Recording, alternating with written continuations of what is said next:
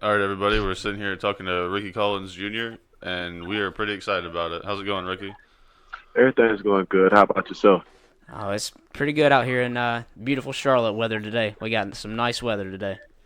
Down at Okay. up in the 80s. Okay. Yeah. Where you at? Nice weather where you at? Uh, yeah, I'm actually in Mesquite, Texas right now. It's pretty hot out here right now. Okay, okay. Well, we were let's see. We were doing a little bit of research before we got started, and a lot talks about your professional career. We were trying to do research, and a lot of it's more of your professional career. Where did you we want to know about a little bit about high school before we got going, if I that's actually I okay. did find a little bit about it. Oh, you did? Yeah, there were. I just want to make sure, but it seemed like his high school was like an NFL CFL factory of like everybody goes pro over there. Yeah, it's something like that. Where did you go to high school at? I went to John Tyler High School in Tyler, Texas. Okay. Yeah, Earl Campbell, Jeremy Lane, stuff like that. Oh my Kendall gosh. Hunter. Yeah, There were like 20 more on the Wikipedia thing. I don't know if that was right, but there was tons. yeah, like Aaron Ross, other people around that nature. My gosh, that is crazy. Did, Dang. did you go Yeah. to school with some of the guys because that'd be pretty cool if you had a bunch of people going pro at the same time. Yes. I went. The person who went to school, went pro with me was Jeremy Johnson, my quarterback. He went to go on and play for the Patriots and the Bengals for a little stint. Oh, okay, that's pretty sweet. Yep. Dang. And then like some younger guys, like 2 years under me, they're in the league right now. Greg Ward, Tyus Bowser, and Fred Ross. Oh, Fred So Ross. Yeah. yeah, we got a couple people up there. Fastest 40 time ever, man. No, that's John Ross. I'm thinking that's John Ross. Not Fred Yeah, Ross. I'm Fred Ross plays receiver for the Panthers. Yeah, that's right. Oh, okay. Yep. Yep. I think I actually tried to message him, get him on. Yeah, we I got to mix up with John Ross there for a minute, but yeah, Fred Ross is the Panthers receiver. Yeah, That's yeah, right. I remember. Okay, yeah, I did try to get him on. Yeah, he's pretty cool though. He's fast too, Yeah. though. I mean, John Ross is fast, but so is he. Yeah. So you Cool guys had a people. good, you guys probably had a really good football program in high school. Yeah, we did. We kind of had to resurrect it a little bit because it was down in the little dumps for a little minute. Well, I might not say dumps, but we had a couple of down years before my junior year and stuff. My junior senior year. Does your high school now having all this talent come through your high school over the years? Did your high school have a lot of like championships or anything? Like Uh, pretty notable we high school don't football team. we don't have a lot of championships, but we have a lot of great teams. Okay, Yeah, I it's mean always that's a the good best football way to say program, it. basically. Yeah, it is a Okay, powerhouse. yeah, sweet. That's pretty cool though. I Did, mean, did you play any other sports like when you were in high school?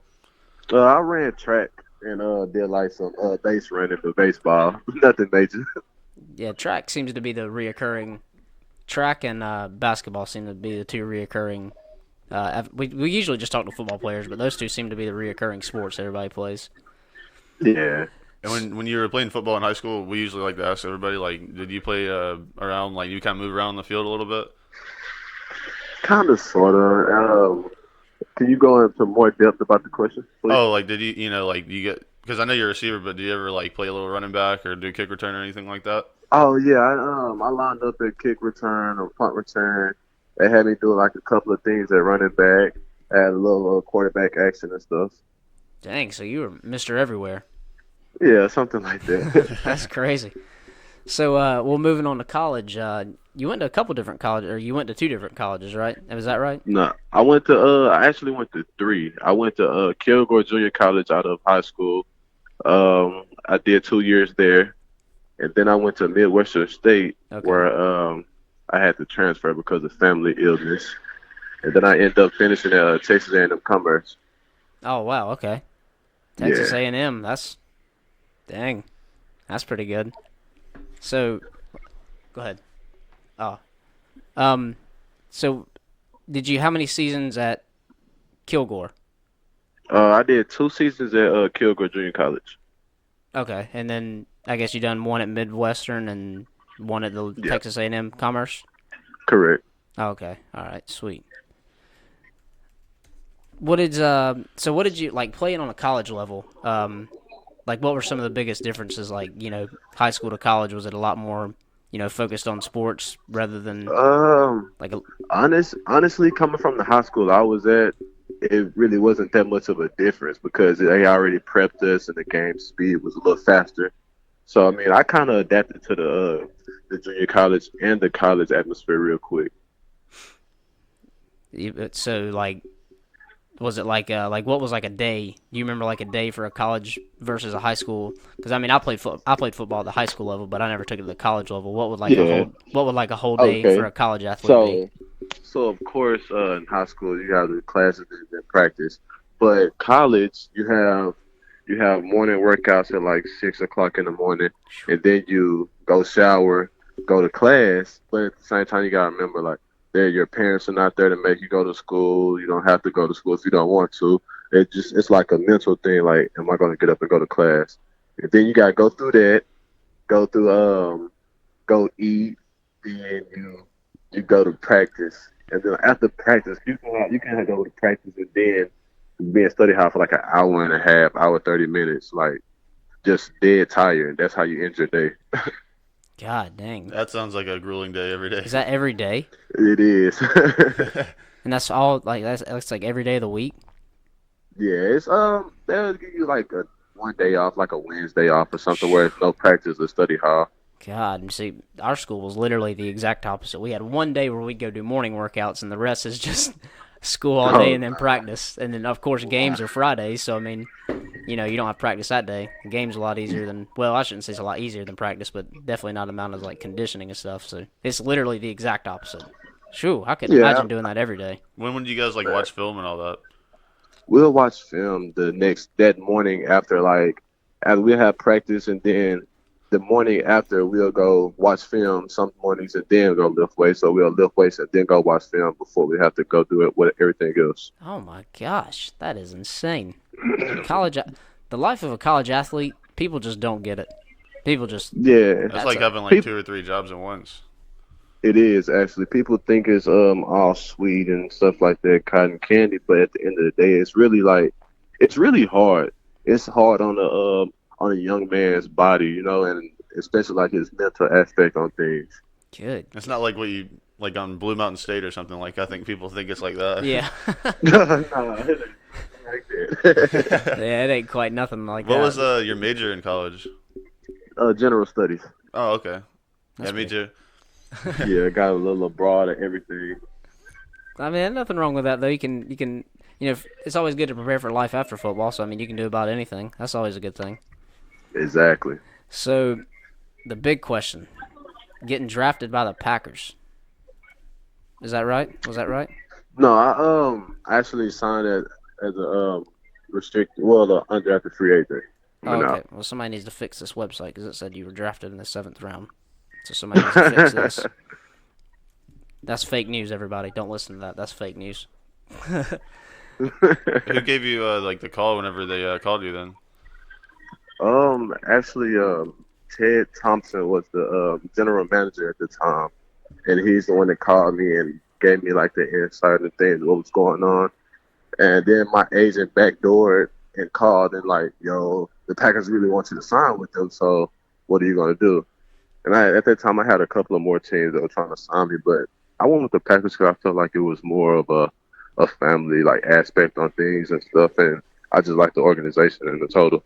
Yeah, the Packers is a unique. They're a unique team. I mean, they're owned by the city of the. They're owned by like the city. They don't have like a specific ownership, and it's a lot more Yep. like a. It's a lot more like a. People say it's a lot family oriented thing. The Like, quarterback's not too bad either. yeah, the quarterback. Yeah. He's all right. Of Pretty good of guy. course, getting to catch some passes from a Hall of Famer, a future Hall of Famer, is always nice. Yeah, that's not bad. We actually have a guy that lives in the next town over. He actually was in our conference for football. He's playing with the Packers. I don't know if he's with the Packers now, but he signed with uh, the Packers. He's a running back, Khalif Phillips. I don't know if you've heard of him or not. oh, okay. Okay. Yeah, he. I thought you was about to mention Marquise Williams, the quarterback that was in North Carolina. Oh, did he is? We wish. Yeah, Yeah. we wish. Yeah, he had signed with the Packers for a little minute. Yeah, he. Khalif actually. I played football against him in high school. And he signed with him after his college days. I can't remember where he played. He played college at UNC Charlotte and then signed with the Packers. So And we had a Packer on. We had a running back, Don Jackson. Okay, okay. I think you guys might have barely missed each other. Yeah, we probably did.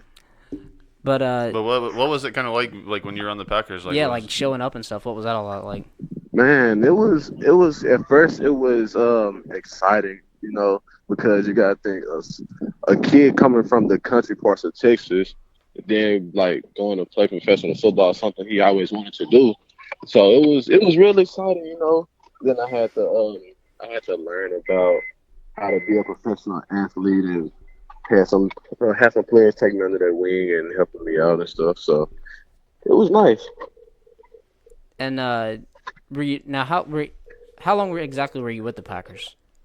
I was with the Packers all the way up until the first preseason game when I tore my hip flexor. Oh man, Yeah, gosh, that I hate to hear stuff like it's that. still That's like you still got to do a lot of cool stuff though, like OTAs and training camp and all that. Though that's yeah. awesome. I went through mini camp, training camp, and OTAs. I went through it all. I just didn't get that chance on the field because of the injury, unfortunately. dang. So you said right before the first preseason game? Yeah, Dang. Well, I guess everything works out for a reason because you have a pretty interesting career in the CFL. And we've talked to a bunch of guys in the CFL on this podcast in the past couple months, and we are big time fans of the CFL, like huge. okay. Yeah, we are really falling in love with the CFL. It's a definitely a interesting rule, like the rule change a little bit, like with the receivers and stuff like that, which Yeah, probably benefits you a lot. yeah, it does. Especially like getting a head start, like the waggle, what they call the waggle. You run up to the line of scrimmage. It already gives the receiver an advantage over the defensive player. So of course I like that being the receiver. Oh, Yeah, absolutely, yeah. it wouldn't be too nice if you were like the corner probably. Yeah, We talked to a corner. I can't even remember who it was now. We've talked to so many guys from the CFL. It's like it's got to be hard to cover though when people are coming off. I think what is it, 5 or 10 yards back? yeah. It's we Was come we most of the time we start 10 yards back, and then of course we got that whole 10 yards to catch a full head of steam before we get to the line of scrimmage. So And I know the linemen can't line up as close on the D line, right? no, the linemen have to be a yard off the ball, and then also like the DBs they have to be a yard off the ball for their man coverage press coverage. okay. So yeah, CFL man. We actually talked to. I think it was. We didn't talk to a corner. I think we talked to Joe Craig. Um, Yeah, okay, Joe Craig, that's my guy. yeah, we talked to him, and he was telling us he's the one that really gave us the in depth about the receiver rule, and that's kind of when the first time we learned about it. So we were just sitting here not even expecting it, and then heard that, and we were like, "Whoa, wait a minute! Did you say they can just have a full sprint before the ball's even snapped?" Yeah. That's insane. He's probably one of the funniest guys we've ever had on the. By far one of the funniest guys I've ever met in my life. He is hilarious. Like the things this guy do and say, like how he just liven the locker room up is unbelievable. Did you guys get to be teammates a little bit? Yeah, we were teammates my rookie year and then some of my second year, some of this Okay. past season. Yeah, I thought you guys might have been teammates because I saw that you were both on some of the same teams. I don't know if you crossed each other, but I saw you guys followed each other on Twitter. So I was like, I'm gonna have to ask him because he was definitely probably like one of the. That's probably like maybe the funniest guy I've ever talked to on the phone before. Yeah, it is. Yeah, he was hilarious. But so what are like? Do you kind of like the CFL rules? Being a receiver, do you kind of like the CFL rules over the NFL rules a little bit? I mean, I would assume you do. Yeah, I do. It's kind of like I'm gonna be biased right now because I'm actually in the CFL right now, but it's like I said, the getting the head start, running up to the line of scrimmage. It kind of goes back to college football when you only need 1 foot in to get a complete pass.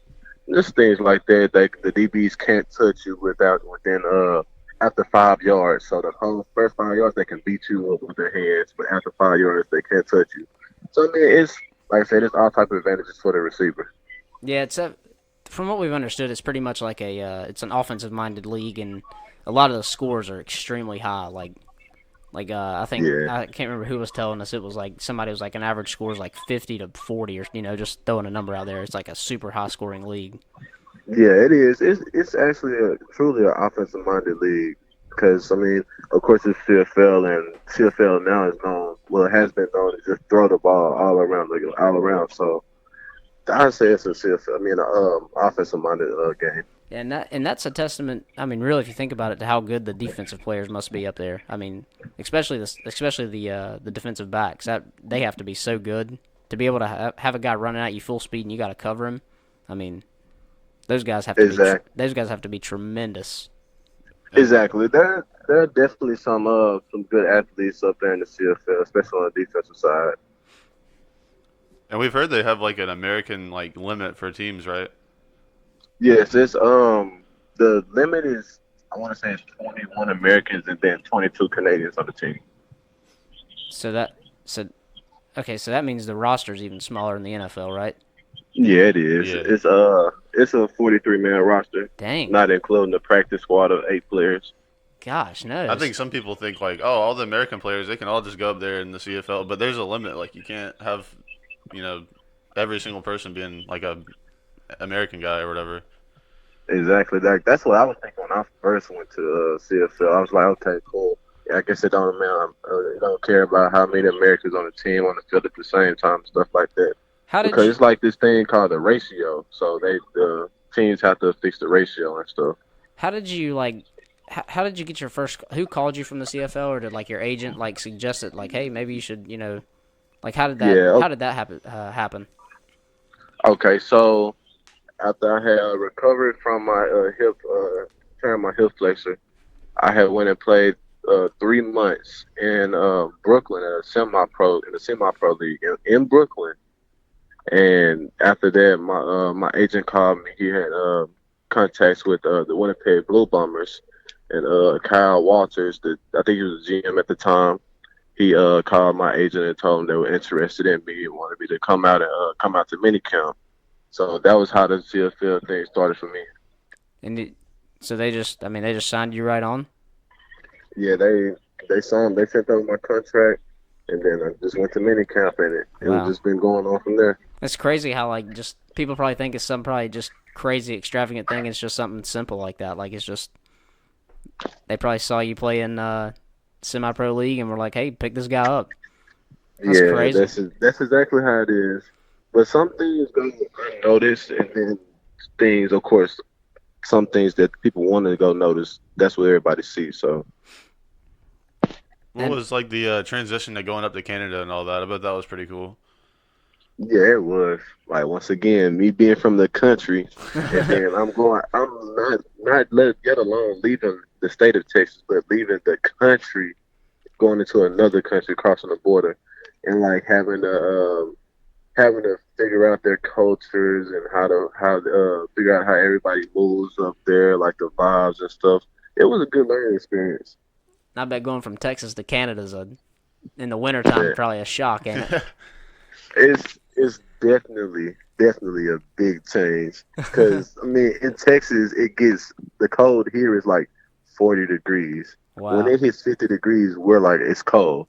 But my first season in Canada with the Saskatchewan Roughriders, my first game it was cold and it was like 35, 30 degrees. I'm like, yo, we're really gonna play football right now. Like I had to psych myself up to play football because it was that cold. That's What about hilarious. like the I've been meaning to ask a couple of our guys like the food options and all that, like just like is it like vastly different? That's what I would think it would be. No, it's not a big difference up there, but I can honestly say that Canada and the Canadians up there, they're more healthy. They eat more healthy foods than us. I can say that. Not, But they have this thing called poutine. It is disgusting to me. uh, It's French fries with cheese and gravy on it.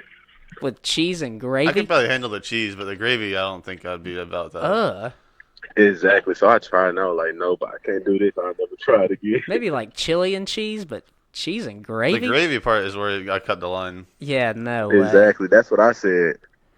I mean, yeah, I'm like you. I'd probably give it a shot, but But cheese and gravy together don't even mix yeah, that's alone without even adding like French fries or whatever. uh, Exactly. Like when I seen, I was like, yo, this combination is gonna be terrible. yeah. It's one of those things. Whenever it's either gonna be the best thing you've ever ate, or the worst thing you've ever ate? One of the two. It's a latter. I know it is. Yes, there's no in between. But I'm not surprised they eat healthier though. I'm not surprised about that. I bet grocery stores are probably like so much more like healthier food options. America's so bad. That's good. Yeah, It's good for an athlete though. That's really good for an athlete. I mean, yeah.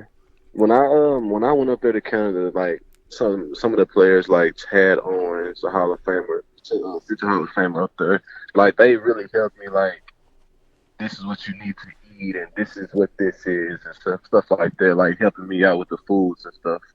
and do you just live up there during the season and then come home for the off season, or Yeah, I live up there during the season for 6 months, and then the off season is 6 months. So I come home and train in Texas. does that require dual citizenship? No, it don't require dual citizenship. Only thing is to play in the CFL, you have to go get your work permit, basically like a visa. Okay. So you have to get a work permit to play professionally. That's pretty crazy. Yeah, Dang, that's insane. I never would have thought about that. But I mean, I guess that makes sense. yeah, especially like with the reason of being out of country. So Yeah, I guess you can do that with like almost any sport. Probably like when like boxing or something's done in Las Vegas, and if somebody's from another country, they probably got to do the same thing. So exactly. yeah, that probably makes sense. I never thought about that. I always thought it would take dual citizenship, but well, dang man, that's insane. What was like the one thing you kind of like missed about Texas the most when you had to go to Canada? And the weather. When it got cold, I was like, I'm just praying that it gets hot, at least 70 degrees. But other than that, my family, because being away from your kids and your parents and stuff, it could take a toll on you for especially going from Texas to another country. So that was Yeah. like the biggest thing. Does how cold does it actually get? Like, what's like the coldest you've ever seen it up there? The coldest I've seen it was 20 degrees, Dang. but it gets colder than that. Oh yeah. Yeah, I've seen it like 2 degrees. Like I'm sure Yeah. that I don't know about if Saskatchewan's like colder than most or warmer than most, but I know like Canada can get like -2. Yeah, I mean, if you when they're playing in Green Bay sometimes and it's like 0 degrees, Canada's what 1,000 miles north, so Exactly. it's But even worse. yeah, it gets pretty cold up there. Like When if you don't have a parka, I advise you to get one if you ever try to go to Canada. when's the season up there? Like what month to what month? The Actually, I'm getting ready to go to training camp May 20th, and then that's when training camp starts. The first regular season game is a home opener for us in BC. That's June 16th, and then the last game of the season is November 3rd. I want to say it So is. I mean, you kind of get into the winter, but they get you out right before it. January and like February and December would be, whew, Yeah, that would be it'll be awful up terrible. there. Yeah, It'll be tragic for me. that'd be terrible, And especially from Texas. I think a lot of people think like, oh, football players, they play 3 or 4 months out of the year, but like you're about to go up to start training camp and all that. I mean, it's not like you get like most of the year off or anything. You guys are like doing something OTAs or something like that almost the whole year. Yeah, but this is the thing, the difference in the CFL. There are some teams have training mini camps. Like BC this year, we didn't. Well, I didn't have to go to mini camp, but it's optional for some players. And then training camp is actually only 3 weeks long compared to an NFL training camp where it's 2-3 months long. Yeah. Oh, okay. I thought it was like a little bit longer. That's pretty cool. Well, man, Hold on. do what? Go ahead. Hello. Hey, you still there? Yeah, I'm here. Okay. I am. Well, man, we don't want to hold up too much of your Saturday. I know we had to reschedule, so we don't want to mess up your plans too much. But I did have one quick question. Have you been keeping up with the draft since it's going on right now? And if Yeah, I have. If you have, what are you thinking about it? Who's making the best moves? Honestly, it kind of shocked me, but I like the move that the Browns made by getting Baker Mayfield at number 1 because the guy knows how to win a game. Yeah. And then you got to think like he wasn't on everybody's number 1 quarterback list because everybody was taking Allen from Wyoming and then Rosen and Donald and stuff like that. But I feel like that was a smart, good pick, especially with the talent that the Browns are putting around them. They Yeah. got some good weapons over there They for got sure. some really good. They might have a good Exactly. season coming up. I think they can shock a lot of people. Their this year. defense is slowly getting built up too. They got like Myles Garrett and Jimmy Collins and like uh, Jabril Peppers. So they got like some good playmakers on defense too. Yeah, I also like the move that the Atlanta Falcons did by going out and getting Calvin Ridley, Yeah, we were kind the of receiver. upset about that one. Yeah. Well, when the Panthers came up on the clock, it was between DJ Moore and Calvin Ridley, and we were like, oh man, this is so close. No But matter who we pick, the other person's going to Atlanta and they're gonna just make Right. us pay the rest Yeah. of their career. So Yeah, but you got to think about it. You guys still got a good receiver in DJ Moore. I Yeah. think he might be He a better moved fit to- anyway. Yeah, that's one exactly because he basically like come from that type of offensive style. So why not put him there in it? yeah, those were the two. I'm surprised the receivers dropped that late though. I'm surprised those two guys dropped all the way into the 20s. That's very shocking. But Yeah, I was thinking a receiver going to get drafted at least the top 10. Yeah, yet it's- alone the top 15. that goes to show nobody can predict the draft. Predictions don't mean anything. But Right. well, man, thanks for talking with us today. We really do appreciate it. We were really glad we could reschedule. Yeah, Very glad. this was like probably the smoothest like we've ever set one up. We were like you were probably the best guy like to set this up with. This was really great though. Thank you. Yeah, it was. No problem. You Thank made y'all this for having super me. easy, super easy. We appreciate that, man. But thanks for talking with us, man. Hope we can do it again. We'll maybe. be watching first game of the year, CFL. Yeah, we'd love to talk after the season's over. Again, if that's okay. I mean, Oh man, anytime is fine with me. all right, man. Well, thanks for talking with us, man, and have a good day now. All right, same to you.